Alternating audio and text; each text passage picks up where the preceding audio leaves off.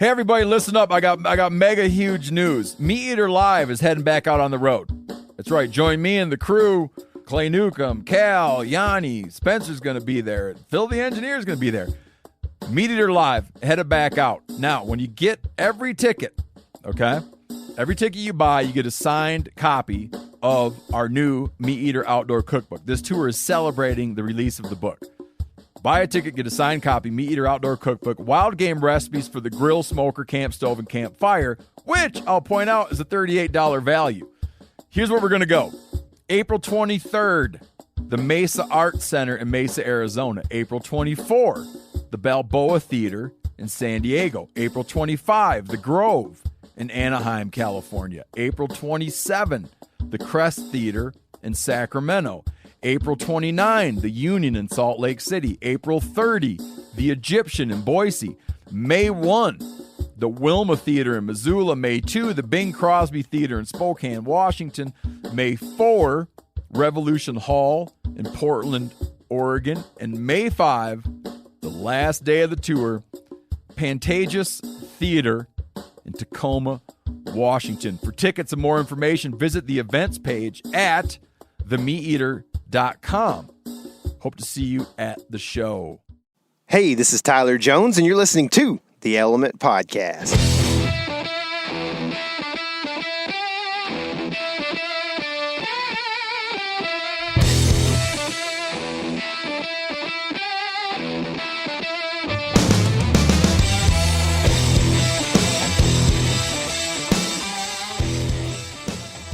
What's happening, all my woods people? I'm coming to you from a rainy 55-ish today out here on the Olympic Peninsula. Casey, I'm actually in Forks, Washington. You've been there, right? I have been there for just a moment. We were vampire hunting, but did not have any success. Well, that's good, man. I know that you like to hunt wherever you can go, if you can get a cheap tag. So, is that a non-game species? Honestly, or? Yeah, I think they're feral. Okay. No, the reason we went to Forks is that we only went there for like just a second. We just wanted to try to see the Pacific Ocean because I'd never seen the Pacific, and I kind of barely saw it from the road. Yeah, it was lackluster. Man, but I hear it's pretty cool. Did y'all come in from the south? Yeah, we came in over the Quinault River. Yeah, you could have whipped into one of those campgrounds like the one I stayed in last night and seen the ocean real good. Really? Yeah, it's cool. It's awesome, dude. Pacific's cool, man. Yeah. One thing I'd say about Forks is that actually our guest from this week for the Backcountry episode, that Backcountry series that we've been doing, Jake Morrison, he is a Forks resident, or I guess an OP resident, but their business is based in Forks, Lux. Yeah. So, anyway. Yeah, and speaking of Lux, I just received my Lux tent in the mail. Aren't you Luxy? I know, dude. I'm Luxy and I know it. Yeah. Dang, dude, how's it look? It looks cool. I haven't got to set it up yet because I need a good dry grassy spot, and there's not a lot of dry stuff around to put it out. I don't want to put it out in the mud. So, but I am going to get it erected before we go on our trip because I don't want to be the guy who's at like 13,500 feet trying to put up a tent that he's never opened before. Yeah, so, well, that's actually a piece of advice that Jake gives in his episode. So if you haven't listened to that, go check it out. It released on Tuesday. So you guys have been very vocal and supportive on that mini-series that we've been doing, so I appreciate that a lot. And this was a good episode. I'm actually going by to visit their, I guess, factory. I don't know what it's going to look like because this is a pretty small town. Wherever they produce these things, it might be the back of a mobile home or something. I don't know, but I'm going to go check it out and see what everything looks like and maybe get some really good advice on which one I should buy because I'm thinking I'm probably going to end up with a Lux tent as well. So. Yeah, they're pretty nifty, man. Especially we bought the inner tent too because Cassie's real scared of bugs apparently. Mm-hmm. But like that mini peak was pretty affordable if you just went like with the floorless shelter, And I get that like with affordability might come like not the most durable ever, but it feels pretty tough to me. So I'm kind of excited to get to use it this week. Hopefully we do get to use it. Cassie and I are fixing to head out on vacation and do a little backpack camping if the weather cooperates. So should get a chance to put it into practice. Dude, that'll be cool, man. Yeah. Yeah. I mean, honestly, like I've been thinking about this a lot on my trip because we've stayed in some hotels quite a bit just because got family and Chris and Jamie met us and stuff. So we've stayed in some hotels and that kind of thing. But, you know, I've been thinking about it a lot. Like the more you're willing to spend, the more comfortable you can be. So really it's just like being poor is kind of a matter of being tough. You know what I mean? Yeah, pretty much. So, like, I look at it like, you know, even with Chris and Jamie, you know, they haven't done a ton of camping. So, you know, they're just kind of like, they're, you know, talking about how like, oh, well, we could do this or do that or whatever. And I'm just like, yeah, whatever. I just can do it just this way, you know, and it's no big deal or whatever. So, yeah. But that's kind of part of it. Like you get more and more used to it the more you do it and everything. So anyway, but yeah, the Backcountry Series, go check it out. For this week, we're talking about kind of our freedoms because this will air on the 4th of July. And that's right. Happy Independence Day, everybody. That's right. That's right. So, you know, I know there's a few people listening that are not from our country. But happy Independence Day for America, that's for sure. And Casey, I'm about as far as I can get from home in the continental U.S. So that is true.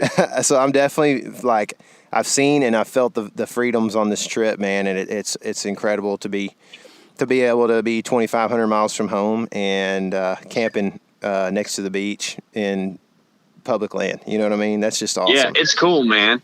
And I know that the national anthem is kind of like it's our national anthem. Mm-hmm. You know, it's kind of self-explanatory, but isn't it God Bless America that has like all the I guess the visuals in it? You know, it's from like the mountains to from the the prairies. mountains to the prairies, to Yep. oceans white with foam. You know, like that's what I think of when I start thinking of like that freedom that we're talking about here, where we live in such a cool country that has so much variety and cool things to see.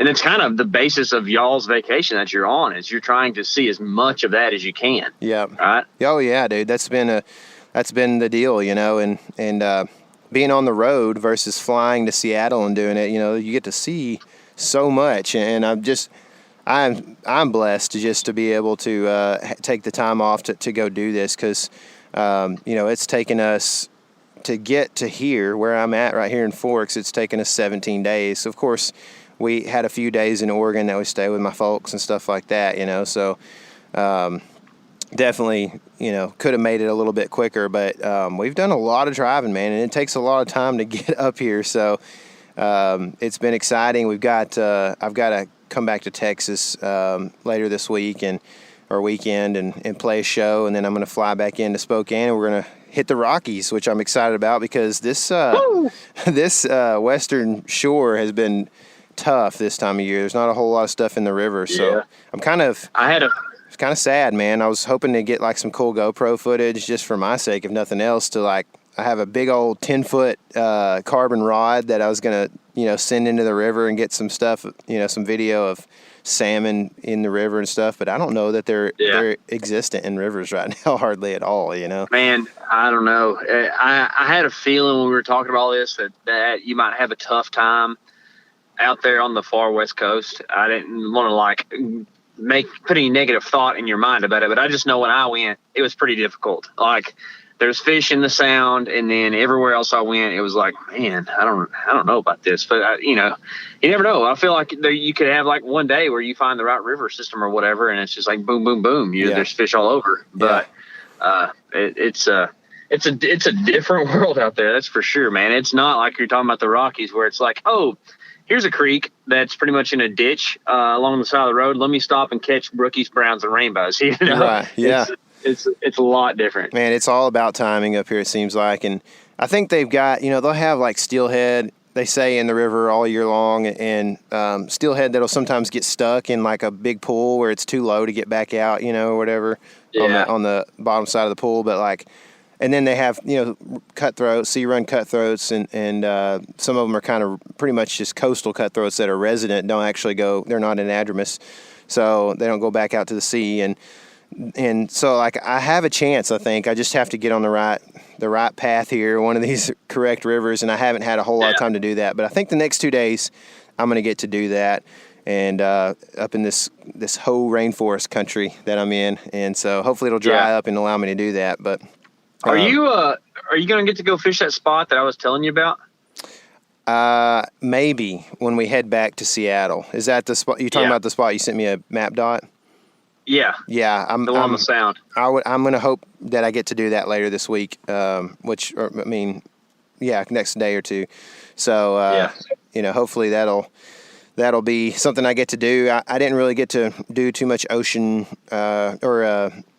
much Puget Sound fishing because Jed actually got sick the night that we arrived and threw up several times. So we were dealing with that and didn't get a whole lot of sleep and didn't get up in the morning. Rest of my crew didn't get up in the morning and had time to kind of allow me to get out there and do what I was hoping to do. So it's just the way it goes when you got family, man. You gotta sacrifice here and there. And I think when people see the videos of this trip, they'll understand that like this is not some like 20-year-old college kid that is spending his entire summer doing this. It's kind of hopefully a more realistic thing for a lot of guys that obviously maybe not can go 28 days, but like you spend a week, 9 days, whatever, out, and you can do so much cool stuff and take your family and still get fishing in and everything. So hopefully it's that inspiration for people. Neither of us get to put the trout bum at the end of what we put as our Instagram handles. No, it's more like trout family man. Yeah, trout family guy, trout addict, but not participant all the time. So speaking of all these things that we're talking about right now, I think the kind of the concept that we're wanting to hit on today is, since it's the 4th, we were thinking that we'd each give 4. I don't know. You said something like 4 for the 4th or something like that, and we're going to give 4 of our favorite public land places, whether it's something that like you need to go do as a listener, or something that just means a lot to us and is sentimental. That's kind of the concept of this episode. It's going to be kind of a short one. Just because it's the 4th, you probably spending time with your families. We are for sure, and we're going to be enjoying public lands while the 4th is happening. The freedoms that we celebrate are going on while we are participating in those freedoms. So pretty neat deal. But anyway, I don't know if you want to start or you want me to, man. This is kind of your brainchild, and I'll let you choose, man. I'll lead off. That way you can finish. How's that sound? Okay, that sounds cool. Take us out with a bang. Sure. And we're just going to go back and forth one for one here on this and kind of just go through it. And you were talking about like places that are sentimental, but places that we also believe people should visit. And this place, what I'm going to lead with is one of those for me. I think that no matter where you are in the country, like this isn't just a Texas, like since we live in Texas, you should go to this. I think that no matter where you are in the country, you should try to make a trip at some point in your life to Padre Island National Seashore. And this isn't South Padre Island like spring break, a bunch of college kids. Yeah. This is a different deal. All right. Like if you could take the concept of wilderness, but also incorporate having your vehicle with you, that's pretty much what the National Seashore is. Mm-hmm. It is 60 miles of pristine coastline beach that is pretty much undeveloped from the visitor center all the way to the land cut to Port Mansfield, which is a set of jetties. And it's remoteness is a weird word, okay? Yeah. Because it's something you like to talk about a lot, especially when we're talking about hunting and stuff. Like it's so remote. And sometimes you'll say remote and I'll be like, man, it's just like 3 miles from that town or whatever, or whatever the case may be. But remoteness is not always about distance from a place or civilization or whatever. Remoteness is like an ideal. It's like a concept, right? Mm-hmm. And when you take out down that beach, it is a wilderness experience, even though you're in your vehicle. Like it's you and whatever car you're in and whatever food and water you bring, and you're going to lose cell phone service pretty quick. And from there on, it's just going to be you in the ocean, and you've got to figure out how to make it and how to survive. And a lot of people thrive. And I'm not saying that this is like, some type of New World Gladiator stuff where it's like a survival situation every time you're there, but any situation down there can turn into that, where you have a flat, your radiator hose blows off or whatever. You just went from having a good little beach stroll to like, man, this is serious business. Anyways, I say all that to say that like it's a really cool feeling to know that you can get that, but also not have to go to the mountains to get it. Right. And that's why I think National Seashore is cool. There's only I might be wrong about this, but I think there's only 2 national seashores. There's one, I think, one in North Carolina, possibly, and Padre Island National Seashore. And Padre Island is the biggest, and it's just a cool place to be, man. There's so many fish species. It's such a unique environment because it's like one of the few places in the Gulf where the currents come pretty close up to the beach, and you've got some pretty good ocean topography underneath the surface, whereas a lot of Texas coast is real flat. So you're going to have a lot of your pelagics that push in and are reachable from the shore. I mean, people are catching, big migratory tarpon, kingfish, of course, Jack Crevalle, and then all your coastal sharks like bulls and stuff like that. But there's also like your best place to catch a tiger shark in the Gulf, well, at least in Texas, if not the Gulf of Mexico, is on Padre Island National Seashore. I've seen a few of them. They're absolutely amazing critters. You can catch greater hammers and scalloped hammers, and there's been, I'm pretty sure, 4 recorded confirmed observances of great whites off of Padre Island National Seashore. Man. So you are not the top dog when you're out there in your kayak. It's cool. Off of this seashore. Dude, that's a different concept. Like people, you hear, if you consume a lot of this hunting media, especially podcasts and whatever else, I guess, but you hear about not being the top dog, not being the top predator, but it's usually like, oh, you're up in the northwest and you're talking about being around grizzlies or whatever. It's like a land predator, and it's different to think about like in the ocean, being not the top predator. It's a little something different, but that's cool, man. Yeah.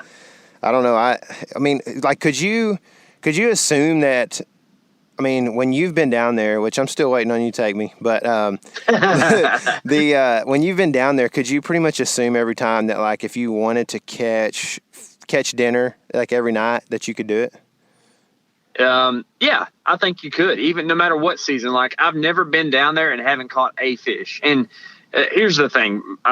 Most things in the ocean are edible.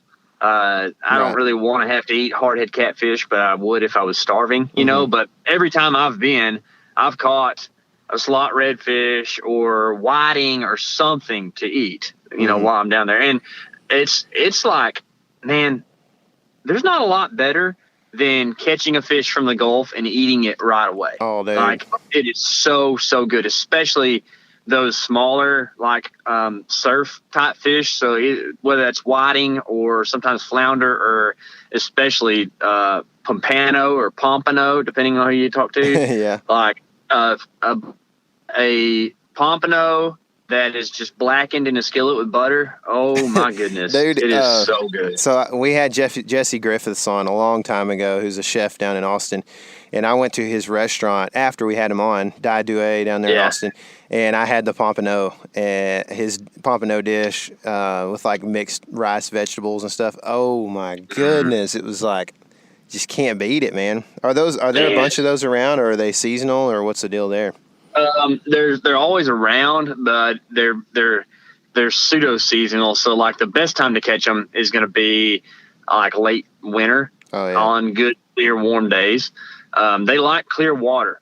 Mm-hmm. So if it's muddy up close, they're going to be off. But if it's clear, there's usually going to be some pomps around, and then you just take a gold hook and a little piece of shrimp or a fish bite, and you got a pretty good chance. They feed on those. I don't know if you've ever seen them, but I think they're called periwinkles. They're like little bitty clams that are in the sand, and there'll be like 1,000 of them in a square foot. And that's interesting. They eat those a lot. Do they have a hard mouth? They don't. They like, I would describe them as like a baby, or like a small. I don't like it when people say baby. A small permit. Yeah. and so they're gonna have like gummy in the front, but they got big crushers in the back. I got you. Yeah. Yeah. Cool, dude. Man, yeah, that's it's a cool place, man. Yeah, I want to go, man. I'm been itching at that one for the last year or so, especially. Yeah, we need to plan it up, man. And you know what's funny is like the time of year that you and I are struggling to find something to do is the exact time to be there. Well, let's go. February, March. You know, it's like what? Why? Well, I can tell you why, because it's kind of far, but it's worth it. Yeah. Well, let's go do it next year, man. All right, man. It's on the schedule. Yeah. All right. Well, man, I'm going to take us to kind of the opposite end of the spectrum here, a lot higher than sea level, and probably a lot cooler. But one of my favorite places, man, and I don't know if I can even rank these all, but one of my favorites, my top 4 here that I can come up with off the dome is Rocky Mountain National Park, and been there several times. First time I went was in college when my girlfriend, who's now my wife, was playing volleyball and basketball at Northern Colorado, and on spring break I went up there and visited her, and we went to Rocky, and it was snowing and like 22 degrees, and it was freezing cold, but man, we had so much fun, and been several times since. And the things that I love about Rocky are the fact that, like I would say to describe it is like pristine, man. Like it's just when you like go in through Estes Park and then enter into Rocky Mountain National Park, all of a sudden the landscape is just ridiculous. Like big, huge, like prolific mountain meadows, and then gigantic, just vertical mountains, man. It's just unreal. Like it'll blow your mind how big and how like from the bottom up a mountain how far it can come, you know, and just, and the thing I love about it as well is, especially after this trip visiting several national parks that I have, is in all the other parks combined that I've visited, if you take away Bison and Yellowstone, I have seen more wildlife in all those other in Rocky Mountain than all the other parks combined. I mean, I've had bear encounters there, like super close bear encounters where, you know, walking down the trail, come around the corner and he's at 20 yards, cinnamon, you know, black bear, and tons of elk. There's always giant elk there, which is just the coolest. Sheep, all kinds of stuff, man. And then, you know, like in like 3 to 8-9 mile trips, man, you can visit so many just pristine, like clear, just high mountain lakes that have just the coolest, most colorful greenback cutthroats you've ever seen, that like you can catch every cast for quite a while. Ooh, you know what I mean? Like it's the coolest, dude. And so, and then, you know, it rains like every afternoon somewhere in the park, you know, but a lot of times it's pretty quick, and you usually have most of the day if you get up early for it to be dry and good weather, you know. So and overall, like also the temperatures are just really, really awesome. It's that mountain temperature you kind of long for when it comes June or July in Texas. So anyway, that's mine, man. I don't know what else to say about it. I can't really wait until I actually get to go. It's funny that like Colorado is such a big part of my life, but I haven't actually been to Rocky Mountain National Park. I just always end up more in that western side of the state, you know, and I need to make it up there just because I feel like it's just part of the experience, right? I mean, we love the Rockies, and that's supposed to be set up as like the culmination of what the Rockies are supposed to be. Yeah. So I think it was like the second national park. I may be wrong. Somebody's probably going to correct me on that, but I think it was. Yeah. It was a pretty early on park. How are national parks kind of have this reputation of being real crowded? What are the crowds like at the park? Man, I think, I don't know if I've ever been there in June, but I've been in July and August, which is for that elevation is a pretty is good weather. Should be a lot of people there, and there are at times, and there definitely are, but like. I've been to Yellowstone, and I've been to a lot, but Yellowstone was outrageous. Went to the Grand Canyon, outrageous. This is nothing like it. Like at any point, man, in the park, there's a really good road system, so it kind of spreads out the people quite a bit, and then at any point you can pull off on a trailhead, and if you walk a mile, like, you won't see anybody hardly. So Yeah, that's cool. if you go up to one of those lakes, like, those are destinations, so like you may see like a one or two come by, but they get it. They're quiet. They go on their own way and everything. But man, I mean, it's just it's not anything like what I saw at Grand Canyon or Yellowstone, which were like, I probably won't ever go to those parks again. I might go to Yellowstone, but I would go backcountry, if I did, which is like the heart of grizzly country, from what I understand. So I might not do exactly. That.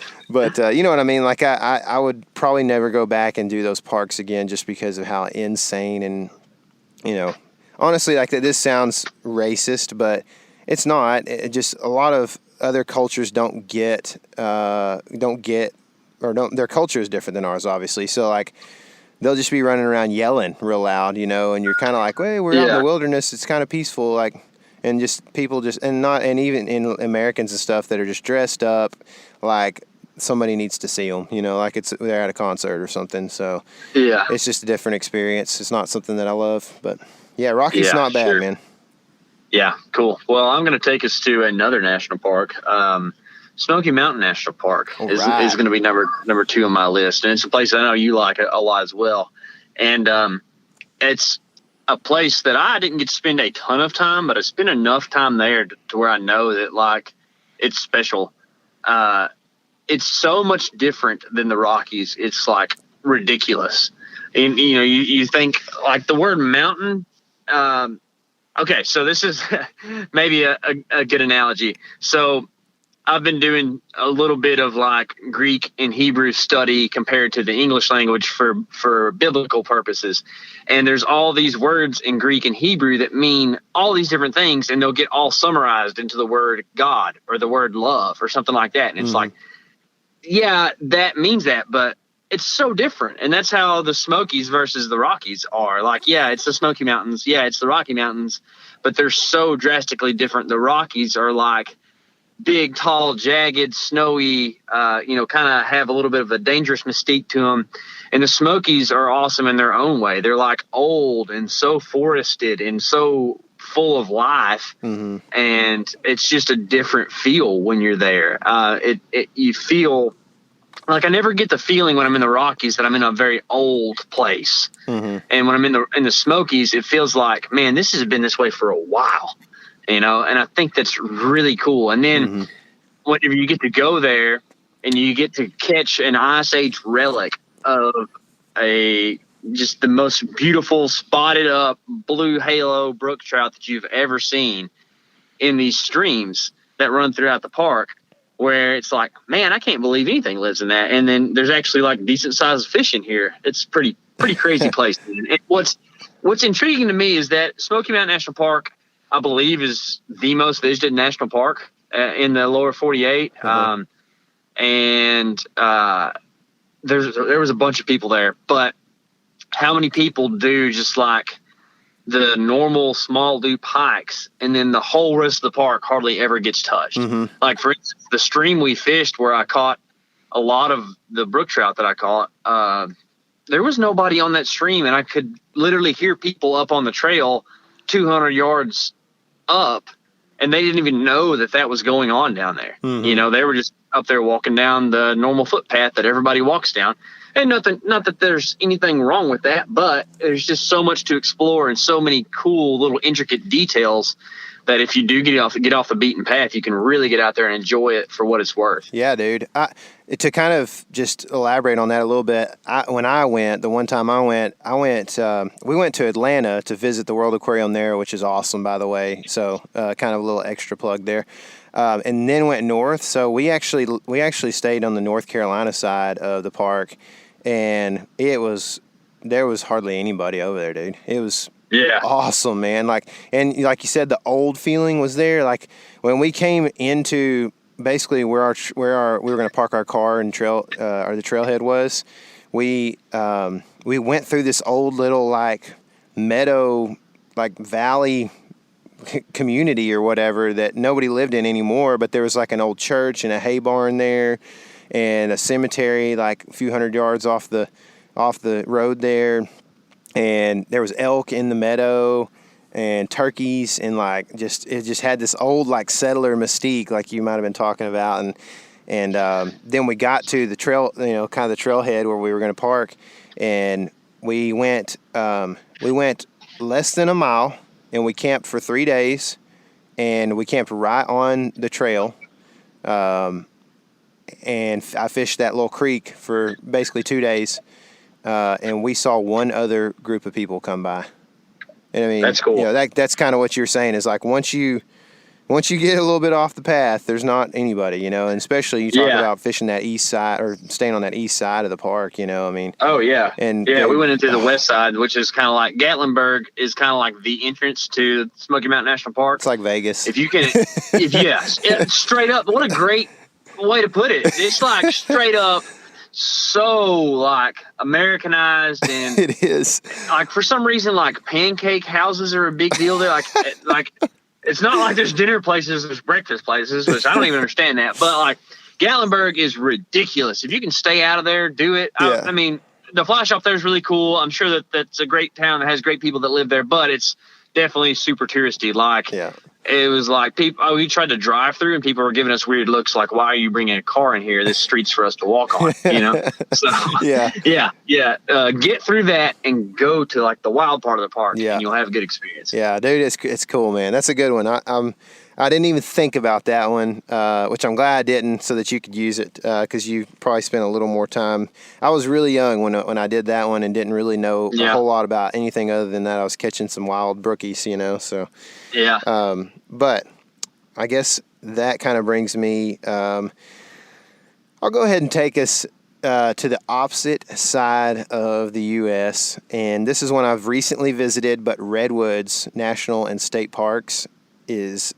I talked about it in the last episode, so I won't go too much into it, but incredible, dude. I mean, you have to go see it.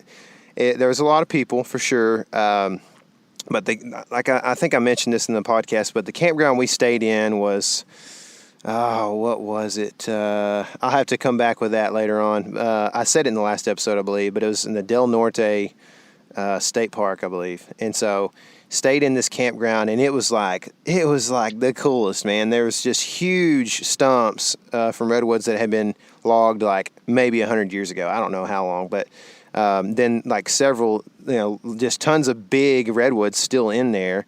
And the stumps and all the trees and the ferns and everything, like you could be camping 10 feet from the next campsite and you didn't even know there was people there. And it was just so quiet. Like the moss was eating up all the sound and everything. I mean, you couldn't. Yeah. I mean, there was so many campsites in there and you couldn't hear anybody hardly.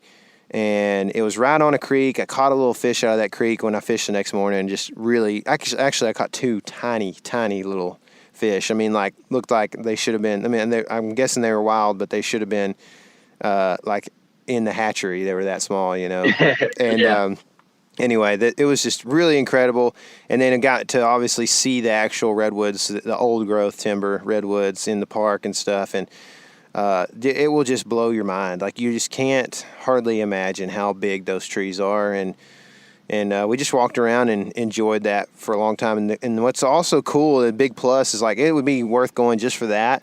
But I mean, in 10 minutes from just about anywhere in the parks there, like 10, 15 minutes, you can be on the Pacific coast watching seals and tide pooling and just, enjoying black sand beaches and seeing literally the coolest rocks that you've ever seen, dude. Like, I don't know if this is I'm not going to say where I did this. I think it's legal. We did a lot of it on a private beach, so I would say so. But I picked up so many cool rocks. I probably picked up like 10 or 15 rocks, man, that are just like, I've never seen one like that, So yeah, that's neat. I'm kind of that's what I like to do, man. I have rocks from all over wherever I go. It seems like I'll at least pick one or two up. So, but dude, it's awesome, man. And like I said, just really quiet. That kind of forest just seems to eat up all the sound. So like even if you're hanging out in touristy locations, like you can feel pretty just peaceful and in your own mind,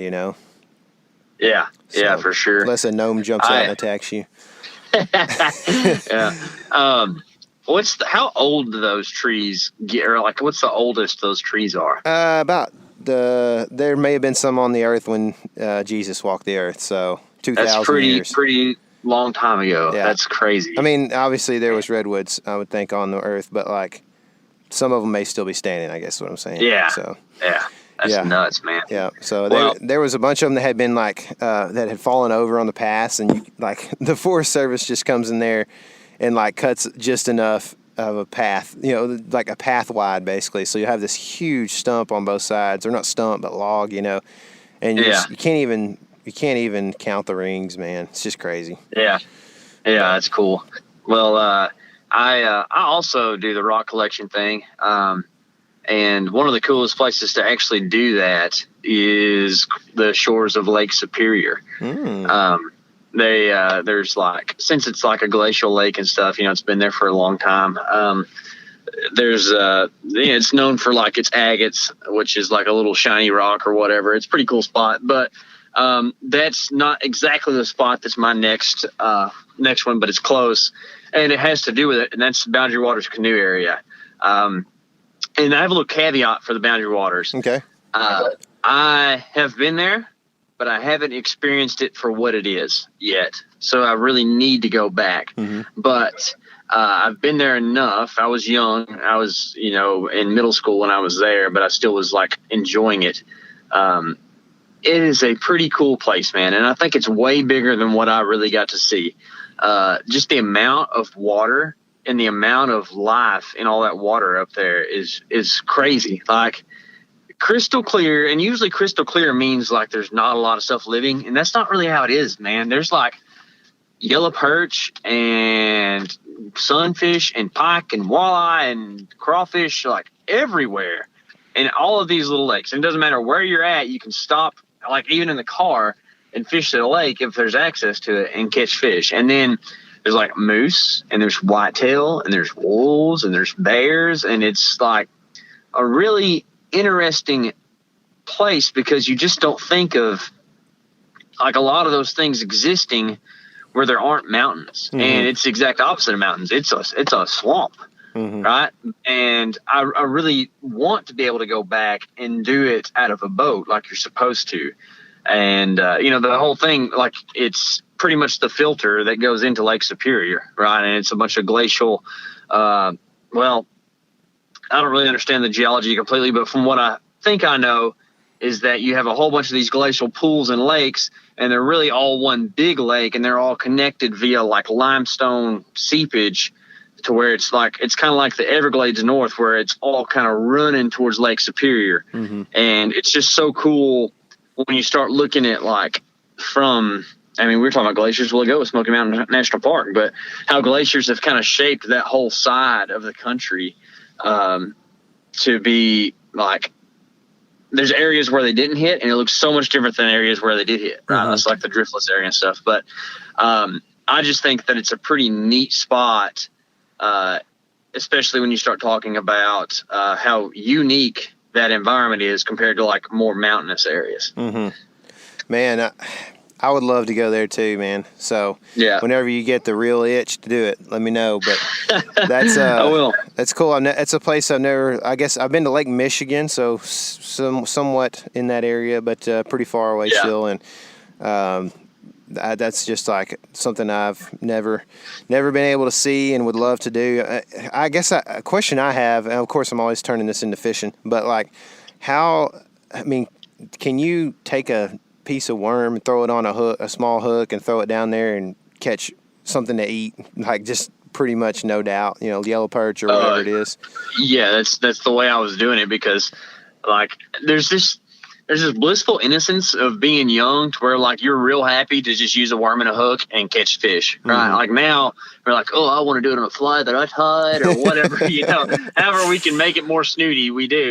And but back then, that's what I was literally doing, is buying some earthworms, taking a brim hook and throwing it down there and seeing what would eat it. Yeah. And it was smallmouth, largemouth, bluegill, and then a bunch of yellow perch. I remember, and I don't have pictures of all this, right? Because this is back in like when you had like 24 exposures on a throwaway. But I do remember I caught a yellow perch that was like the size of my hand when I was that age. Not now, but like, I mean, you're talking like probably, a perch that is a good 6 or 7 inches long, Mm-hmm. Like that would have been an eater if I didn't eat him, but that would be like definitely something to be like, man, let's eat that thing, throw it in some grease and see what's up. Yeah, man, that sounds good. That's like just so foreign to me, the whole like northern Yankee style of fishing where you're, catching walleyes and smallmouths, and that kind of thing. Oh yeah, dude. They like some of the baits they use. It's like, man, that just looks like a hook. Like some of their jigs and stuff. It's like, fish eat that? What?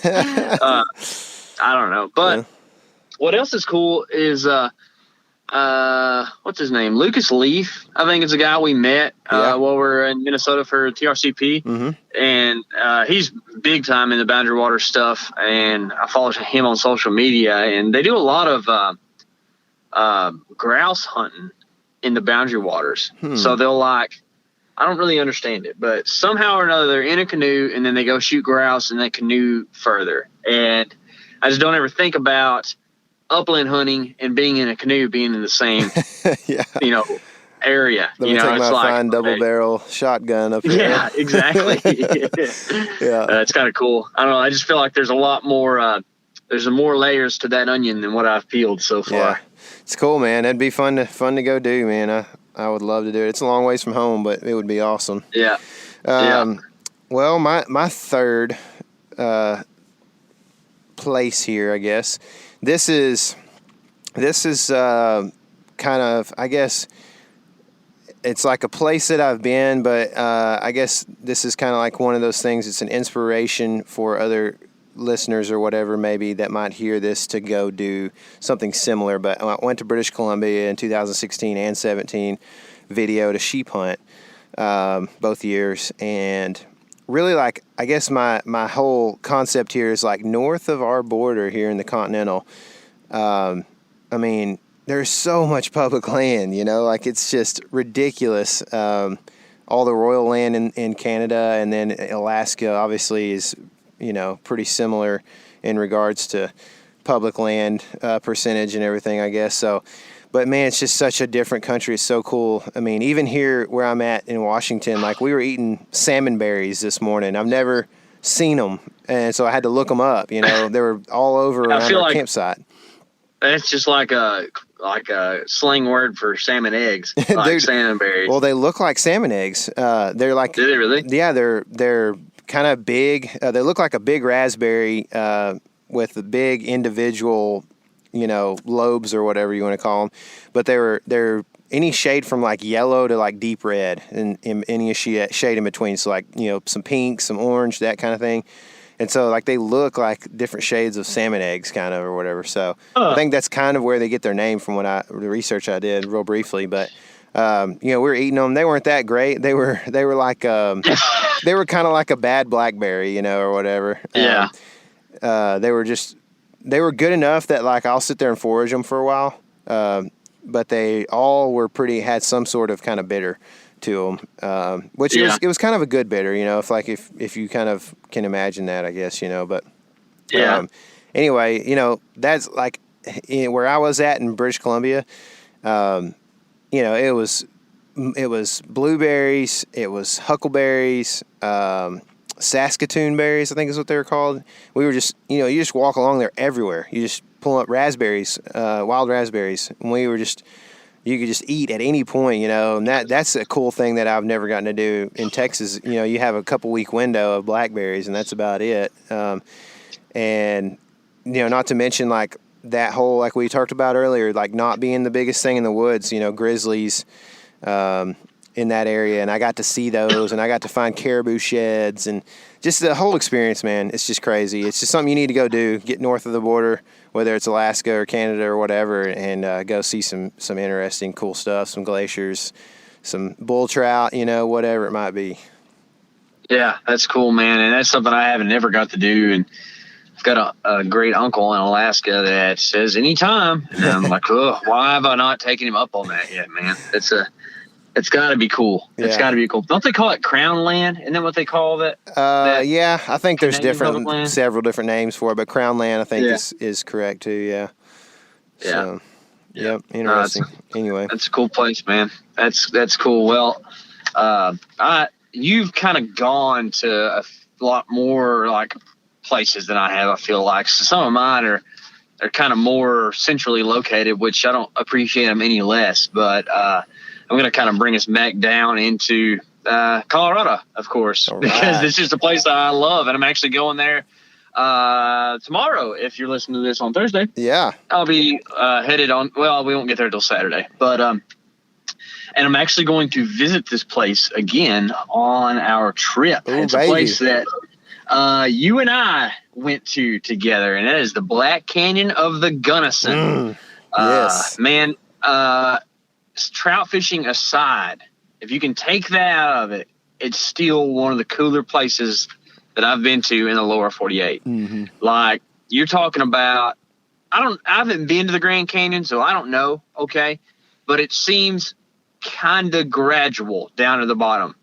The Black Canyon, from what I've seen from all sides, is a sheer cliff that's like 800 to 1200 foot straight down all the way around. It is absolutely crazy to see what that canyon looks like and is. And I can't imagine being like either a Native American or one of the first settlers to head that direction. And then you're like going across, like oak brush flats or whatever. And then all of a sudden it's like, whoa, the bottom fell out. It's like, it is crazy. And it's so cool to know that like there's a beautiful, crystal clear blue river running down through the bottom of it that is full of some of the most beautiful and giant hungry trout that you'll ever encounter. And I hope that I will get there around the time that those trout are looking up.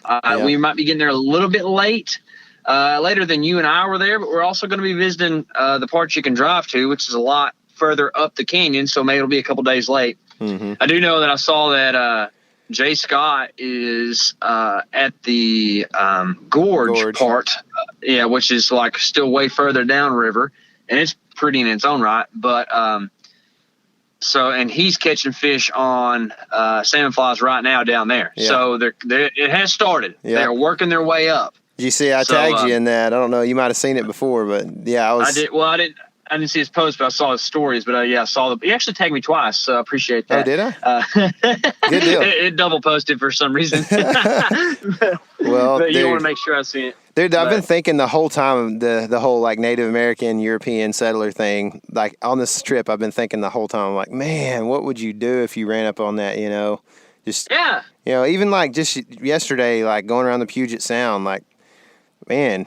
What happens when you are just coming along and then all of a sudden you had this gigantic like inlet to navigate around and several rivers coming out of it before you can, like, how did they end up getting to the Olympic Peninsula, It's just crazy. I don't know, man. It's nuts. Just we all, no matter where you go, you have a preconceived notion of what it's going to be like because we live in such a, quote, informed society, right? So like last night, Cassie and I are planning on doing some backcountry camping while we're in Colorado, and she is looking at YouTube videos and stuff of the place we're going to go. Like she hasn't even like really spent much time in the mountains, but she already has an idea of what this is going to be like before we ever go. And that like mystery is, I kind of miss it. Yeah, it's probably something we talk about a lot on the show throughout the years, but like the idea of going somewhere and not having a clue what you're going to encounter is pretty cool, man. It's pretty neat thing. Yeah. But there's also a cool part about where we live now to where, like, hey, I need to bring this, and this so that it's an enjoyable experience. Like that's kind of the nice part of being informed. Like I know where we're going. It's like, hey, you probably need to dress pretty warm, even though it's summertime, or whatever, and I don't know. I guess there's a give and take to both of it, but anyways, it would be pretty cool to be Meriwether Lewis and, get to see Devil's Tower for the first time or whatever, like that would be, I don't even know if he did or not, but I'm just saying, right. Like that as an example, it'd be pretty cool to be like the first white guy to see that and be like, whoa, I didn't know that was here, Dude, I've tried hard not to look at I try not to look at Google Images much when I'm going somewhere, like I'll do some research. I'll try to figure out what the weather's going to be like, that kind of thing. But I try to stay away from the images as much as possible because I do love that surprise of, like I love not knowing how big a redwood is before I actually get to see it. You know what I mean? Yeah. So yeah, that's cool. That's a cool concept, man. Yeah. And for those of you who are wanting to visit some of this stuff, so let's take the Black Canyon. I didn't do a great job of explaining it. Tyler and I took a trip and did that. I guess that was 17. Is that right? 2017? Yeah, I think it's right. We went to Black Canyon and hiked down through a very dangerous place, especially when you have 70 or 80 pounds on your back. Mm-hmm. But if you're going to just go with a little light backpack, I think most people who are in decent shape could do it. But it's also family accessible, and that's what we're doing this time. So there's a thing called the East Portal or the South Portal, depending on who you're talking to. You come in through Montrose, and you can actually drive to the bottom of Black Canyon and camp down there. So not to tell you about something that's really cool and then make you think it's not accessible, because it is something you can do with your family and go and enjoy. Yeah, for sure. And if you do like seeing things and how they look before, or if you may not even want to go there, but you want to see it, we got the video posted. It's the Rock Trolls video. It's one of my favorite films I've ever put together. We spent a lot of hard time putting in the effort just to get the camera gear down to the canyon for if nothing else. And you can see some time lapses, and you can see how narrow the canyon is in those time lapses at night and such. So pretty cool. We were standing at the base, and I didn't try this, but I know I could have. We were standing at the base of one of the cliff faces that goes straight up, and I know I could have taken a rock and hit the other one with it. Chunked it across the river and hit the other cliff face. Dude, it's crazy. It's 100 foot by 1,100 foot. It's just unreal. Yeah, it is, man. Well, I'm gonna bring us back home for the last one, and this one's a sentimental one for me, more than anything, and maybe not super amazing to a lot of people, but my dad, they left Oregon where we were seeing gray whales and seals and eating fresh halibut and all kinds of salmon and whatever else, and flew back home. And when they got back, he sent me a picture from his back porch, which he lives at the fishing lodge there on Lake Fork that he runs. And anyway, he sent a picture, and he was like, "Yeah, it's not the Pacific, but it's not a bad view." And anyway, it was a good sunset on Lake Fork, and it's just like, that's, I've been lucky to grow up there, have public access and private access, obviously, but, I've launched public boat ramps plenty of times, hunted ducks and all kinds of fish on the public waters there at Lake Fork, Texas, and been able to hunt some extremely big bass and catch one or two as well.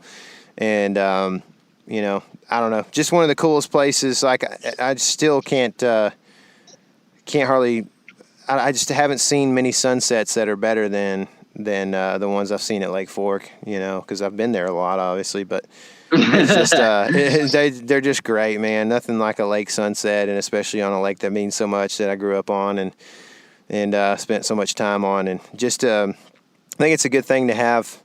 It's awesome that we've been able to explain these big, huge national and federal pieces of public that are incredible sites and stuff. But at the end of the day, whoever's listening to this, you probably have some public land within a few miles of you that you could go enjoy and really find your way and have some good memories on. So that's kind of where I'm leaving us with this last one. Yeah, I like it, man. I mean, that's definitely a piece of public that you and I have both enjoyed many, many times in our lives. Yeah. And if you ever do want to come experience Lake Fork, I think you should. But just know that if you come down here and your goal is to catch a 10-pounder, you might not have a great trip. But if you come down trying to have a great experience and you want to catch some fish, it's a great place to be. Yeah. And the cool thing about Lake Fork is you never know. It's hunting in the Gila or having an Iowa tag. You never know what's going to step out or what's going to hit your line. It might be the next world record, and that's what makes Fork cool, man. Yeah, absolutely, dude. Amongst other things, of course. Yeah, for sure. That's the thing, man. It's just being in a place where you never know it could happen, So yeah, it's just like you said, deer hunting, Kansas or Iowa or whatever it might be, especially in Kansas, you probably not going to see that many deer, but you might see a big one. So who knows? Yeah. You know? So it's the same thing with Lake Fork, and over the years, man, I've just been able to see those guys come in and bring big fish in, and they, you know, their never know turned into it actually happened, you know, and there's a lot of joy in that. So pretty cool. But anyway, I guess it's going to wrap us up. Of course, we took longer than we thought we would, but we got her done. It's one of the cool things about the freedom of living in this country is that you get to do what you want to do with a few stipulations, of course. But yeah. And that's what I mean. That's kind of the point of this, man. Is go do it.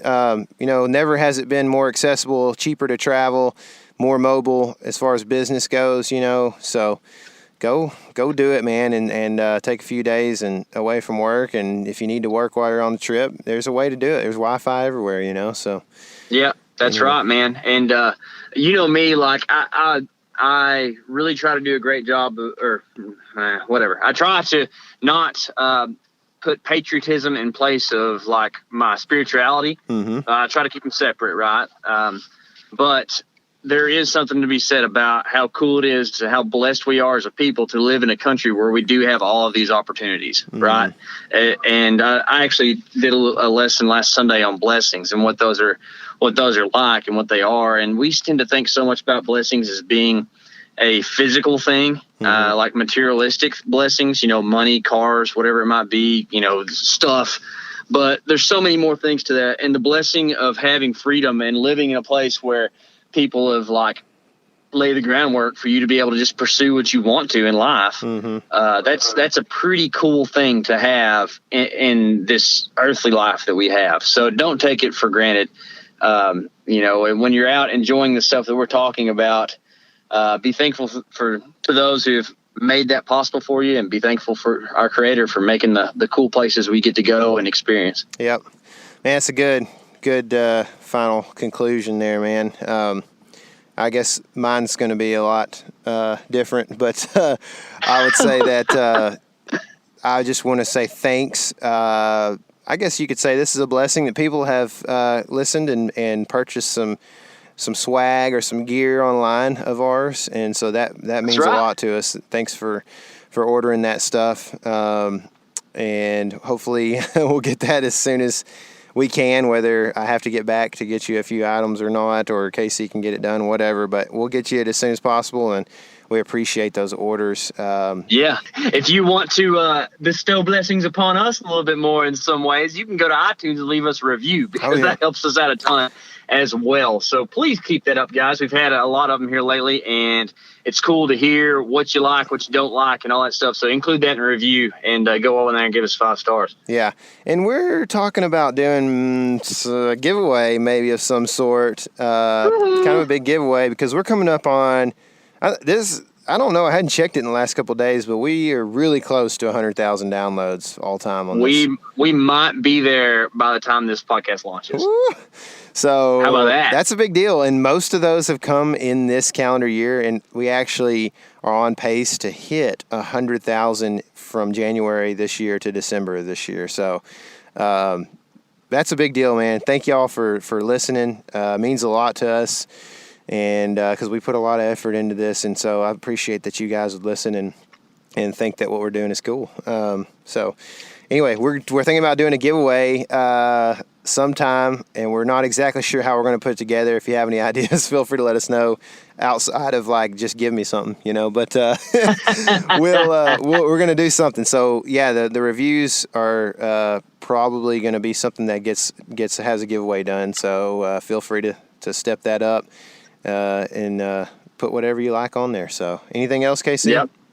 That's all I got, man. All right, man. Well, it's raining again. So, perfect. I think I'm going to go find Lux's headquarters and go talk to Jake if he's there, and maybe Dustin. And we're going to, hopefully I can get some fishing information, man. That's what I'm looking for more than anything. So if I can find where the fish are biting and it stops raining, that's what I'm going to be doing the next couple of days. So I'll check back in with you guys as soon as I can, and hopefully start releasing some of these videos from earlier this trip sometime soon. So anyway, cool. Well, I'm gonna go paint a door, so all right. Sounds good. Well, I guess that's your element. Hopefully everybody else will remember that this is their element. Living it.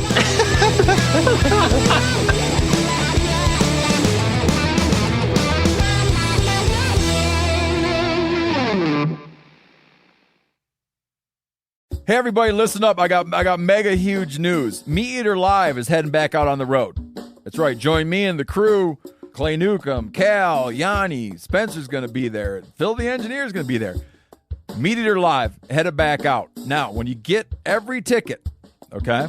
Every ticket you buy, you get a signed copy of our new Meat Eater Outdoor Cookbook. This tour is celebrating the release of the book. Buy a ticket, get a signed copy, Meat Eater Outdoor Cookbook, wild game recipes for the grill, smoker, camp stove, and campfire, which I'll point out is a $38 value. Here's where we're going to go. April 23rd, the Mesa Arts Center in Mesa, Arizona. April 24, the Balboa Theater in San Diego. April 25, the Grove in Anaheim, California. April 27, the Crest Theater in Sacramento. April 29, the Union in Salt Lake City. April 30, the Egyptian in Boise. May 1, the Wilma Theater in Missoula. May 2, the Bing Crosby Theater in Spokane, Washington. May 4, Revolution Hall in Portland, Oregon. And May 5, the last day of the tour, Pantages Theater in Tacoma, Washington. For tickets and more information, visit the events page at themeateater.com. Hope to see you at the show.